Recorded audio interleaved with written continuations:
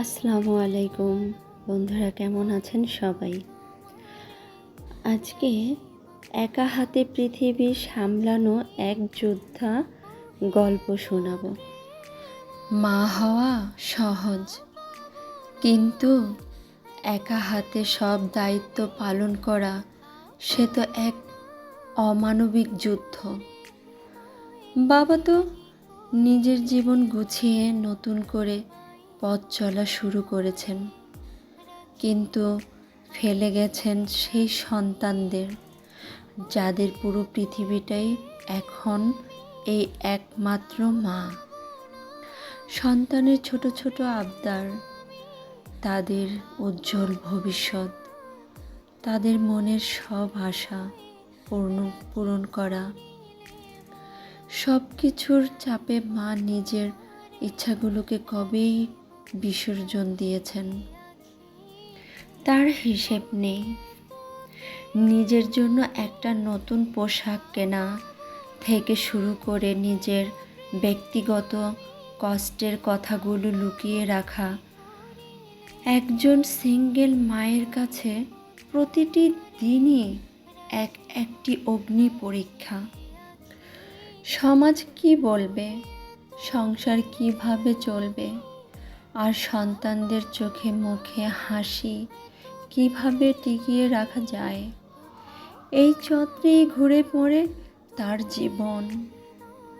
তবুও দিনের শেষে নিজের সব ক্লান্তি মুছে যখন সন্তানের মাথায় হাত বুলিয়ে দেন, তখন সেই ক্লান্তি মায়ের চোখে দেখা যায় এক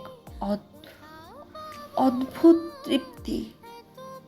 এই একাকিত্বের লড়াই সবার চোখে পড়ে না, কিন্তু এর গভীরতা শুধু সেই মাই জানেন। আপনারও কি এমন কোনো লড়াইয়ের সঙ্গী? অনেকে বলে জীবন মানেই গুছিয়ে রাখা সংসার, শক্ত একটা ভিত্তি। আমার বেলায় জীবনটা হয়তো একটু অন্যরকম। অনেকটা পথ একা পার করতে হয়, কিন্তু সেই পথ চলায় সঙ্গী হিসেবে যাদের পেয়েছি, তারা আমার পুরো পৃথিবী, আমার সন্তানরা। বাবা নেই, দায়িত্ব নেই, এসব কথা এখন আমার জীবনের অভিধানে নেই। কারণ আমি জানি একটা মায়ের কাছে সন্তানের প্রতিটি হাসির দাম তার নিজের স্বপ্নের চেয়েও বেশি। আমি বেকার হতে পারি, কিন্তু আমার ভালোবাসা আমার সন্তানদের জীবনে কখনোই কোনো অভাব হতে দেয়নি। তাদের ছোট্ট একটা আবদার, একটুখানি ঘুরতে যাওয়া, এই তো আমার বড় পাওয়া। আমার বাবা যিনি এখনও আমাকে আগলে রেখেছেন, তার হাত ধরেই তো এই টিকে থাকা। যখনই মনে হয় সব ভেঙে যাচ্ছে, সন্তানদের দিকে তাকালে আবার নতুন করে লড়াই শক্তি পাই। ওদের পৃথিবীর সব কষ্ট থেকে আগলে রাখার এই জেদটাই আমাকে প্রতিদিন বেঁচে থাকার সাহস যোগায়। অনেকেই জিজ্ঞেস করেন, এত কষ্ট করো কেন? আমি শুধু হাসি, কারণ সন্তানদের চোখের তৃপ্তি আমার পরিশ্রমের সার্থকতা। তাদের উজ্জ্বল ভবিষ্যতের স্বপ্নটাই আমার ক্লান্তি ভুলিয়ে দেয়।